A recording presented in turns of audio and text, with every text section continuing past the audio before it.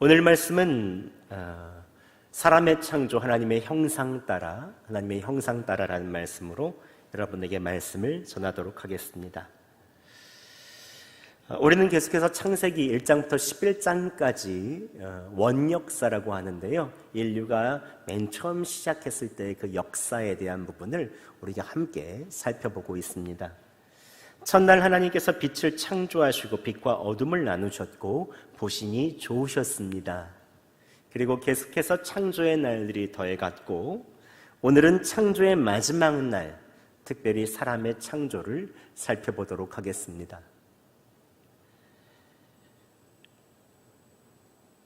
오늘은 여섯째 날, 사람을 창조하신 날인데요, 이 날은 특별했습니다. 31절 상반절에 이렇게 말씀하고 있습니다. 하나님이 지으신 그 모든 것을 보시니 보시기에 심히 좋았더라.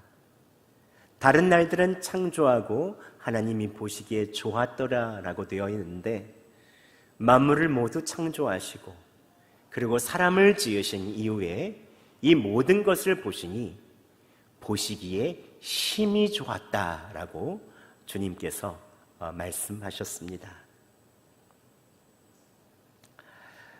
하나님의 시작은 시작도 좋지만 마지막으로 갈수록 더욱 좋아집니다. 세상의 어떤 것들도 하나님이 시작하시면 시작도 좋지만 마지막으로 갈수록 더 심히 좋아지죠. 그러나 사람의 역사, 세계의 역사에는 시작은 좋지만 갈수록 나빠지는 것도 참 많습니다. 하지만 하나님의 역사는 시작도 좋지만 마지막은 더욱더 좋습니다. 저는 하나님께서 오늘 예배에 참석하신 모든 분들의 인생이 어제보다 오늘이, 오늘보다 내일이 더 좋아지시기를 간절히 바랍니다. 하나님께서 시작하신 여러분의 가정은 날이 갈수록 좋아질 것입니다. 고난이 있을지라도 그 끝은 반드시 심히 좋을 것입니다. 하나님께서는 모든 것을 반드시 아름답게 마무리하시죠. 빌립보서 1장 6절에 이렇게 말씀하고 있습니다. 너희 안에 착한 일을 시작하신 이가 그리스도 예수의 날까지 이루실 줄을 우리는 확신하노라. 하나님께서 여러분 안에 시작하신 일들을 예수님 다시 오시는 날까지 완전하게 이루어 주시고 여러분의 인생과 모든 삶이 하나님 보시기에 심히 좋게 되기를 예수 그리스도의 이름으로 축원합니다. 하나님께서는 오늘 여섯째 날 사람을 지으셨는데 특별하게 지으셨음을 말씀하십니다. 함께 26절과 27절 말씀 저희가 봉독해 보겠습니다. 시작. 하나님이 이르시되 우리의 형상을 따라 우리의 모양대로 우리가 사람을 만들고 그들로 바다의 물고기와 하늘의 새와 가축과 온 땅과 땅에 기는 모든 것을 다스리게 하자 하시고, 하나님이 자기 형상 곧 하나님의 형상대로 사람을 창조하시되 창조하시고. 하나님께서 사람을 창조하실 때 우리의 형상을 따라 우리의 모양대로 창조하자고 하시면서 사람을 창조하셨습니다.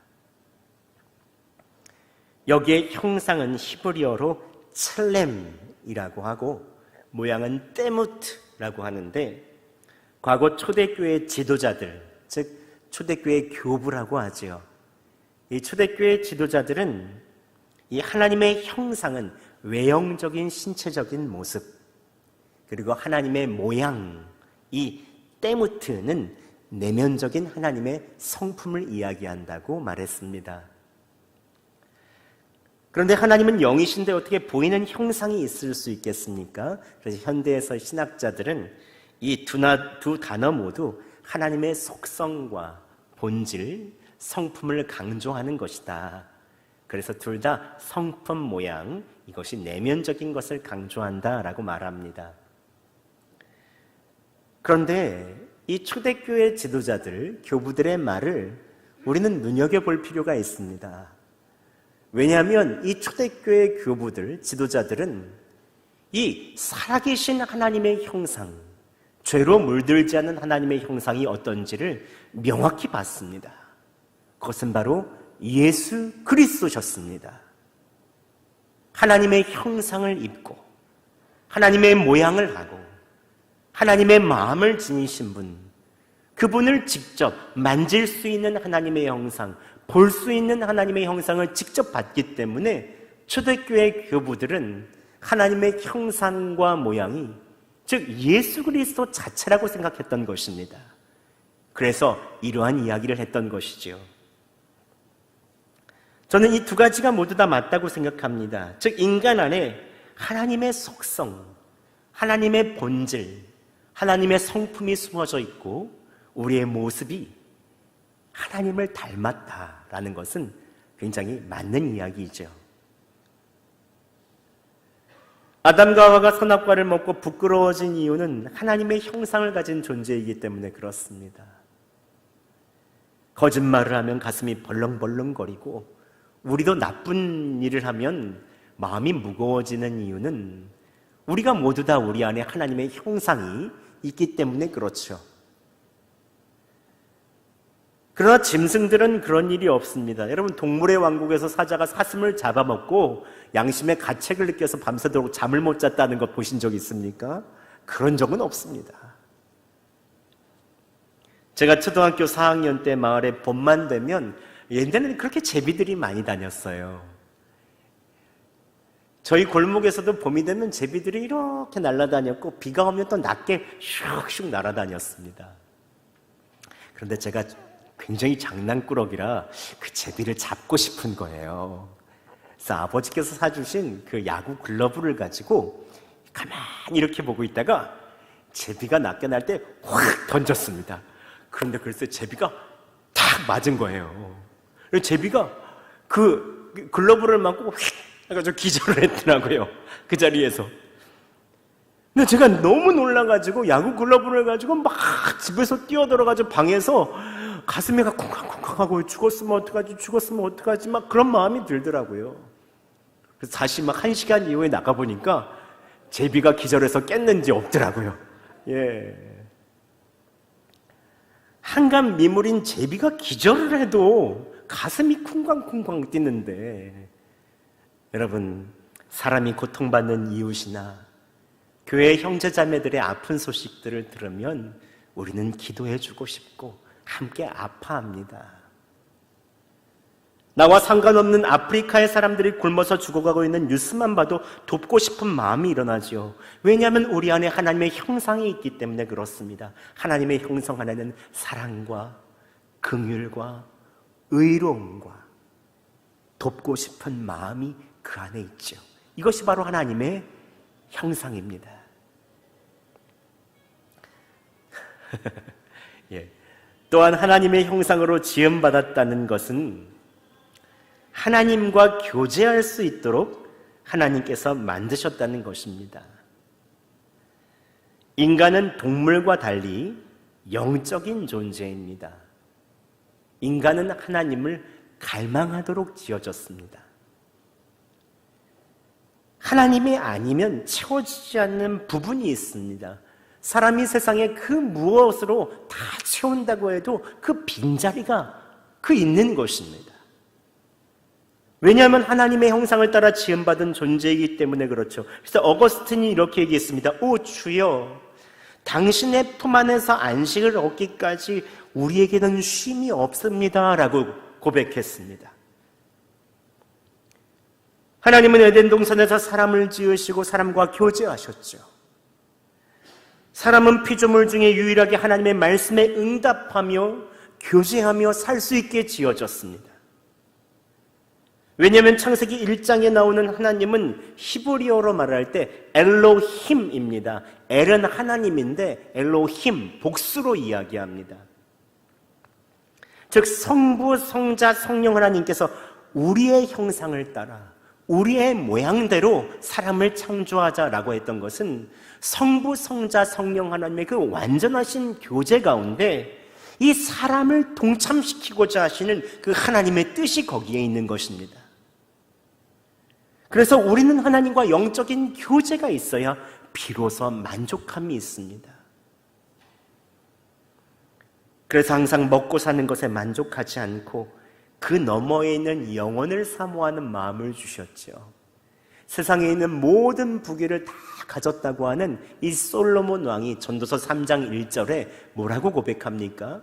하나님이 모든 것을 지으시되 때를 따라 아름답게 하셨고 또 사람들에게는 영원을 사모하는 마음을 주셨다라고 말합니다. 여러분, 하나님께서는 모든 피조물을 창조하셨지만 사람에게만 영원을 사모하는 마음을 주셨고 하나님과의 교제를 통하여 이를 누리게 하신 것입니다. 하나님과 교제를 나눌 수 있다는 것은 모든 피조물 중에 가장 큰 특권입니다. 여러분, 이 특권을 누리시기 바랍니다. 그런데 큰 비극이 생겼는데 인간이 죄를 지음으로 말미암아 하나님과의 교제가 끊어졌다는 것이죠. 죄로 인해 하나님과의 소통이 끊겼고 하나님을 반응하는 영적인 감각이 죽어버렸습니다. 사람은 하나님과의 관계가 끊어지고 죄에 물들기 시작하면서부터 짐승처럼 변해갔습니다. 사람들은 그때부터 짐승과 같은 삶을 살았죠. 먹고 사는 것에 집착하며 생존을 위해서는 수단과 방법을 가리지 않았습니다.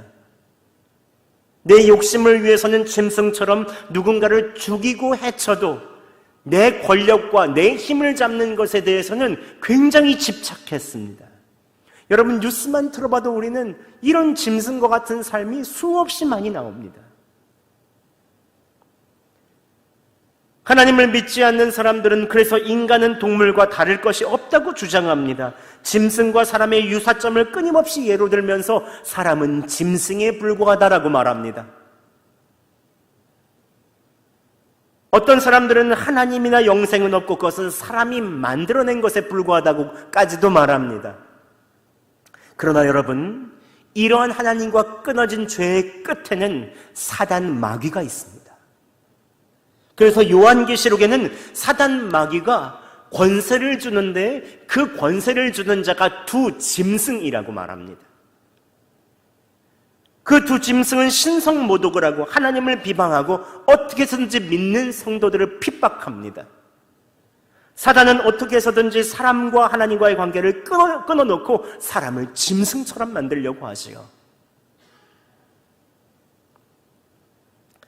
여러분, 이 가운데 마음에 메마름이 있는 분들이 계십니까? 주님과의 관계가 떨어져 방황하는 분들이 계십니까? 과거에 있는 모든 일들로 인하여 아직까지 분노에 사로잡혀 있고 과거를 곱씹으며 짐승처럼 으르렁대고 있는 분들이 계십니까? 염려와 불안 가운데 잠을 못 주무시는 분들이 계십니까? 그렇다면 여러분, 방향을 돌려서 다시 하나님과의 교제를 시작해야 합니다. 형식적인 교제가 아니라 실제로 하나님과 친밀한 교제 가운데로 나아가야 합니다. 그러기 위해서 먼저 예배의 회복이 필요합니다. 여러분, 배가 부르다고 만족한 것이 아닙니다. 우리가 예배할 때 기쁨이 있습니다. 어느 때부터인가 예배에 마음을 두지 못하고 형식적으로 예배를 드리고 방황하고 있다면 여러분, 하나님과의 교제에 문제가 있는 것입니다. 하나님과의 교제는 예배에서부터 시작되죠. 여러분, 저도 그렇습니다. 목사의 직분을 가지고 있음에도 불구하고 주님과의 관계가 멀어져 있으면 겉으로는 멀쩡해 보여도 속으로는 메마름이 찾아옵니다. 그 메마름을 메우기 위해서 다른 것들을 계속해서 추구하려고 하죠. 어떻게 하면 목회에 성공할 수 있을까? 어떻게 하면 큰 교회를 목회할 수 있을까? 욕심과 집착, 야망에 조금씩 눈이 어두워서 목회자들도 짐승과 같은 삶을 살게 됩니다. 그럴 때일수록 우리는 예배에 집중해야 됩니다. 예배 가운데 계신 예수 그리스도, 하나님의 우리가 볼 수 있고 만질 수 있는 그 예수 그리스도를 바라보며 나는 예수님과 함께 십자가에서 죽었음을 선포하고 나의 애자는 예수님과 함께 십자가에 죽었습니다 선포하고 매일 예수님과 함께 살며 예배하기로 여러분 결심해야 합니다. 결단해야 됩니다. 여러분 다시 예수님과의 예배를 뜨겁게 시작하시기 바랍니다. 여러분의 예배에 예수님이 살아계시기를 간절히 바랍니다. 예수님 사랑하고 예수님이 믿어지면 예배가 살아나지요. 그러나 그리스도인이라는 이름이 있더라도 예수님과 함께하는 예배가 없으면 자식 걱정, 먹고 사는 걱정, 매일 근심과 염려, 두려움으로 유리방황하게 됩니다. 마음을 두지 못해요. 짐승과 같이 사는 것이요. 과거의 분노와 아픔에 얽매여서 예수님과 함께하는 예배의 자유를 느끼지 못하는 거예요. 예수님은 살아계신 하나님의 형상이십니다.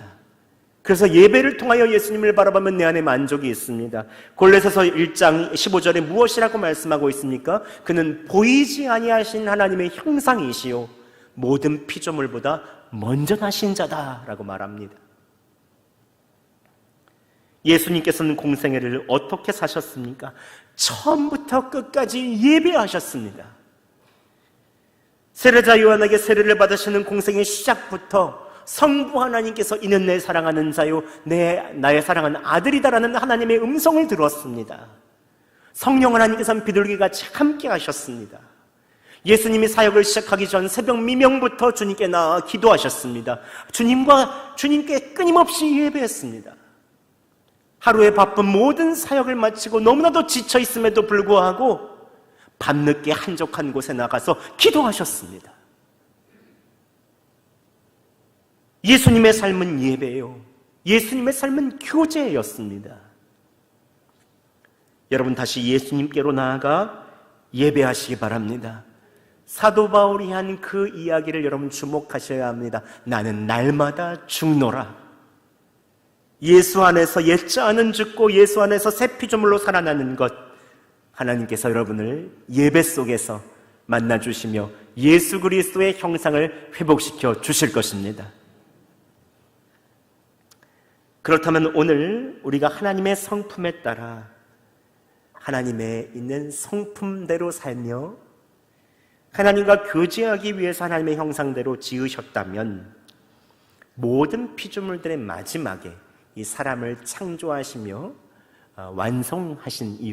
완성하신 목적은 어디 있겠습니까? 우리 함께 그 목적을 알기 위해서 28절 말씀 함께 봉독해 보겠습니다. 시작. 하나님이 그들에게 복을 주시며 하나님이 그들에게 이르시되 생육하고 번성하여 땅에 충만하라. 땅을 정복하라. 바다의 물고기와 하늘의 새와 땅에 움직이는 모든 생물을 다스리라 하시니라. 아멘. 하나님께서 모든 피조물을 지으시고 사람을 창조하신 이유는, 하나님의 형상으로 창조하신 이유는 바다의 물고기와 하늘의 공중에서의 모든 피조물들을 다스리라 라고 하는 데 있습니다. 우리는 다스리라는 말에 주목해 봐야 합니다. 만물을 다스리시는 것은 하나님이시죠. 근데 사람에게 만물을 다스리게 해주셨다는 것은 사람을 하나님과 동등된 위치까지 하나님께서 올려주셨다는 것입니다. 하나님의 대리자로 살게 하셨다는 것이지요. 우리는 죄가 들어오기 전 이 사람의 다스리는 모습을 예수님의 있는 사역과 예수님의 공생애를 통해서 알 수가 있습니다. 죄가 없으신 예수님, 하나님의 형상이 계신 예수님께서는 자연을 다스리셨습니다. 예수님께서 명령하시면 폭풍우도 잠잠게 되었습니다. 예수님은 질병을 다스리셨습니다. 38년 된 병자도 예수님께서 치료하셨습니다. 예수님은 가난과 궁핍, 물질의 부족한 모든 것들을 다 다스리셨습니다. 말씀으로 다스리셨습니다. 40일 동안 금식하셨던 예수님께 사단이 나타나서 이 돌들이 떡이 되게 하라 예수님께 이야기했지만 예수님께서 뭐라고 말씀하십니까? 사람이 떡으로만 살 것이 아니요 하나님의 입에서 나오는 모든 말씀으로 살 것이니라 라고 말씀하십니다. 즉 짐승처럼 먹고 사는 생존의 문제에 지배를 받지 않고 말씀으로 통제하고 인내하며 말씀으로 다스릴 수 있는 능력이 이 사람에게 주어졌다는 것을 이 예수님께서는 말씀하여 주십니다. 즉 예수 그리스도의 공생애 안에는 우리에 있는 원래의 사람의 형상이 어떤지를 알 수가 있죠. 그런데 문제는 무엇입니까? 사람이 죄를 지으며 하나님과 분리되는 그 순간부터 지배하며 다스리는 인생이 아니라 지배받는 인생이 되었습니다. 하나님의 뜻대로 다스리지 않고 나의 욕심대로 지배하고 파괴하니 어느 때부터인지 가뭄과 홍수, 태풍과 같은 자연재해가 인간을 지배했습니다. 코로나 전염병이 박쥐에게서부터 흘러들어와 전 세계가 질병에 지배받는 시기가 되었습니다. 한 가수의 콘서트 하나로 인해서 여수시 전체가 코로나로 인하여 벌벌벌 떠는 때가 됐습니다. 급속하게 감염병이 퍼졌죠. 저도 얼마나 자신했는지 모릅니다. 제 아내가 코로나에 걸렸을 때에도 나를 보아라. 난 절대로 코로나에 안 걸린다.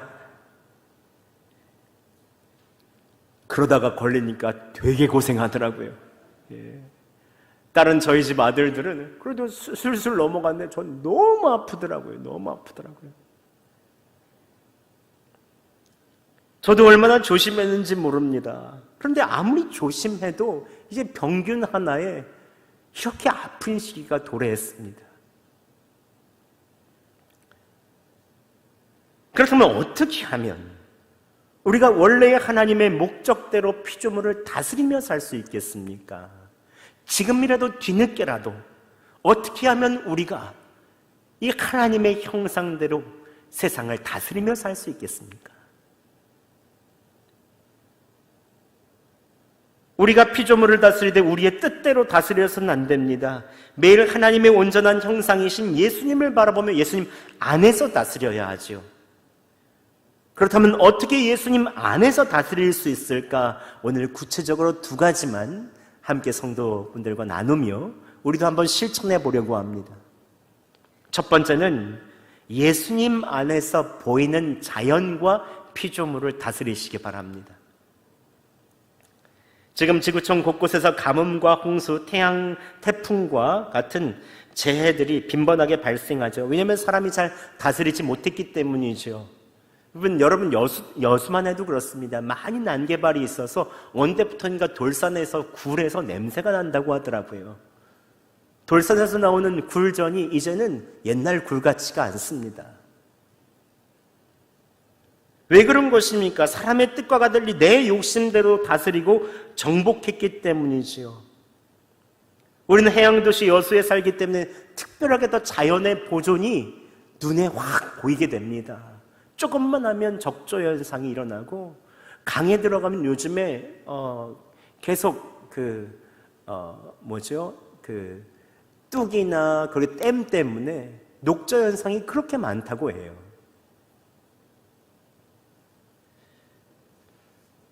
그런데 왠지 우리가 환경이 오염이 되는 것과 지구 온난화되는 것을 바꿀 수 있겠나? 우리가 무엇을 할 수 있겠나? 우리가 해봤자 계란으로 바위치기 아닌가라는 생각이 들 때가 있습니다. 여러분 작년 한 해 우리가 봉사회로 매달 환경보호 캠페인 했던 거 기억나시나요? 예. 모르는 것처럼 다 멀뚱멀뚱 저만 보고 계세요. 표가 기억나세요? 불편함을 택하고 창조세계를 보호하자. 그래서 3월에는 일회용 컵, 일회용 비닐봉투, 일회용 젓가락, 숟가락 배달 주문 때 돌려보내기로 했습니다. 기억나시죠? 4월에는 다회용 장바구니 다 선물로 드렸습니다. 다 가지고 계시죠? 5월에는 불필요한 전등과 전자기기 꺼두기만 해도 이산화탄소 감축할 수 있다고 해서 우리 다 그렇게 하기로 했습니다. 6월에는 지역 농산물 구매하기, 운송거리가 줄어들며 이산화탄소 배출 줄일 있다고 해서 지역 농산물 구매하기로 했어요. 점점 기억이 가물가물하신가 봐요. 7월에는 택배 박스 제거해서 분리 배출하고, 8월에는 페트병 라벨 뜯어서 비닐과 뚜껑 따로 배출하고, 9월에는 최소한 식재료로 음식 쓰레기 줄이기, 10월에는 아이스팩 재활용하기, 계속해서 매달마다 했습니다. 작년 1년 동안 우리가 불편함을 택하고 환경 보호하려고 전교인 노력했지요. 그런데 저도 작년 한 해 동안 이 캠페인을 하면서 의심할 때가 많았습니다. 하면서도 우리 성도들이 이걸 해서 정말 세계상이 바뀔까? 그래서 환경오염의 소식, 이상기후, 가뭄, 코로나 재확산의 소식이 들려오는데 제 안에 회개하는 마음이 들더라고요. 내가 믿음이 없었구나, 믿음이. 여러분, 복음이란 무엇입니까? 예수님께서 우리에게 주시는 복음은 아무리 작고 미약하다고 할지라도 예수 그리스도께서 하실 일들을 기대하며 그 안에 소망을 두는 것입니다. 누룩이 조금씩 퍼져나가서 밀가루를 부풀리듯 우리가 하나님의 구원받은 자로서 조금씩 순종하고 말씀대로 나아가다 보면 그때 하나님의 나라가 이루어질 것을 믿고 나아가는 것, 이게 바로 복음이죠, 복음. 그래서 올해 9월, 이제 다음 달부터 작년까지 했던 그 캠페인 다시 좀 시작해 보려고 합니다. 여수의 모든 사람들이 다 안 한다고 해도 우리 교회는 해야 되지 않겠어요? 아멘? 왜 이렇게 아멘 작으세요? 예. 너는 해라, 나는 안 한다, 이러시면 안 됩니다. 예. 지구가 점점 오염되고 전염병이 더 극성을 부려도 우리 교회, 여성운동교회 성도들은 불편함을 택할 수 있기를 바랍니다. 자연을 보존하며 다스리려는 우리의 순종을 보시고 하나님께서 반드시 역사하여 주실 것입니다. 그리고 두 번째는 여러분, 예수님 안에서 첫 번째는 보이는 영역을 다스렸다면, 자연물을 다스렸다면 보이지 않는 영역을 다스리세요. 1차적으로는 하나님께서 맡겨주신 보이는 세상 피조물을 잘 다스리는 것이 사명이지만 우리는 하나님께서 창조하신 보이지 않는 영역도 다스려야 합니다. 보이지 않는 영역의 대표적인 것은 무엇입니까? 우리는 시간을 잘 다스려야 합니다. 시간은 보이지 않죠. 현대인들의 75%가 무엇에 쫓기듯 시간 부족 현상을 느낀다고 합니다. 특히 젊은 층일수록 일과 공부의 압박을 많이 느끼고 막연한 불안감과 잘해야 한다는 부담감을 느끼며 산다는 거예요. 그래서 이전보다 할 일들이 점점 더 많이 느껴지는 부담감이 있다고 합니다. 그래서 2명 중 1명은 잠자는 시간도 아깝다, 시간을 살 수 있으면 살고 싶다는 이야기들도 30대, 40대에서 많이 한다고 합니다.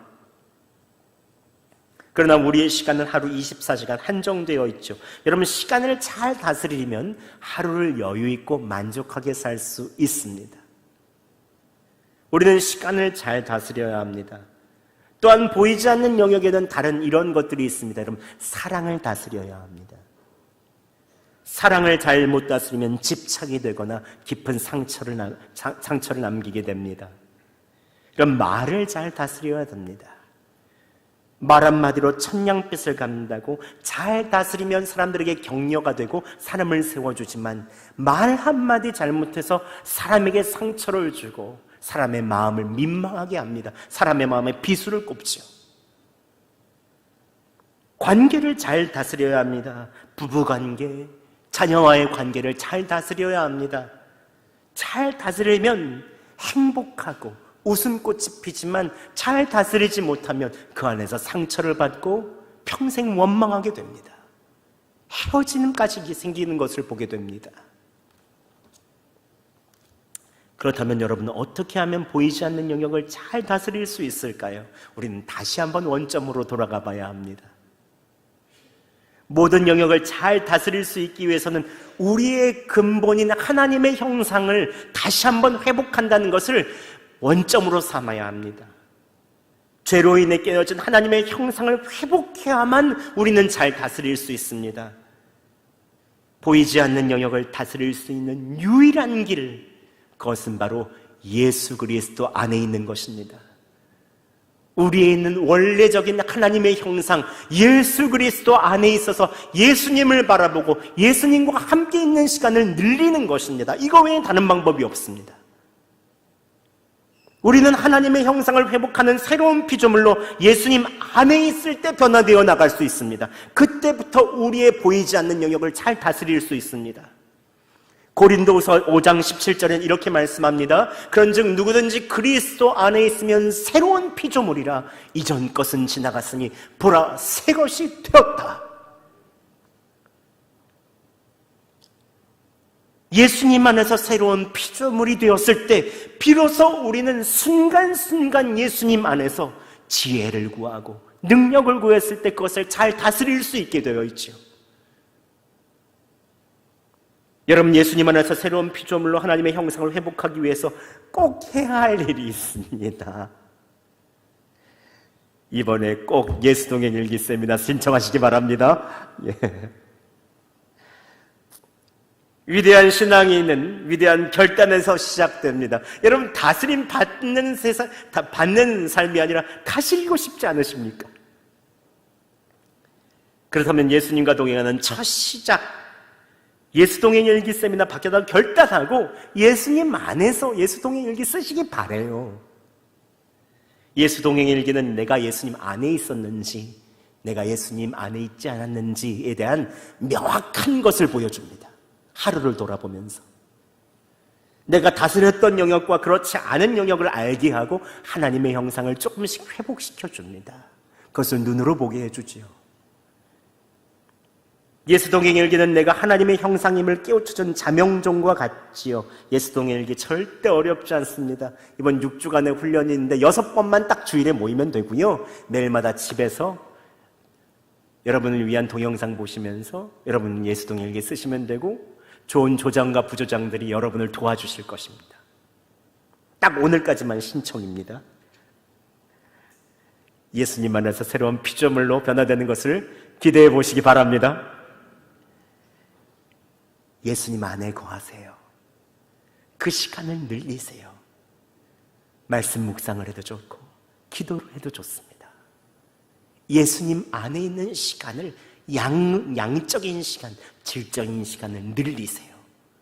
그때부터 하나님께서 여러분에게 지혜와 능력을 주시고 여러분의 보이지 않는 영역을 다스릴 수 있는 힘과 지혜와 능력을 주십니다. 말씀을 맺겠습니다. 우리는 하나님의 형상대로 창조되었죠. 하나님과 교제할 수 있도록 창조하셨고 모든 피조물을 다스릴 수 있는 권한을 주셨습니다. 그런데 이런 권한은 예수 그리스도 안에 있을 때 온전히 사용되어집니다. 이 특권을 잘 누리기 위해서 만질 수 있고 볼 수 있는 하나님의 형상인 예수 그리스도와 매일 동행하시기 바랍니다. 그때부터 하나님께서 여러분을 하나님의 형상대로 회복시켜 주시고 잘 다스릴 수 있도록 지혜와 능력을 주실 것입니다. 다음 주에 여러분 이 자리에서 만날 때 한 주간 여러분 안에 있는 하나님의 형상이 반짝반짝 빛나서 모두 웃음 지으며 이 예배에 다시 참석하는 여러분 되시기를 예수 그리스도의 이름으로 축원합니다.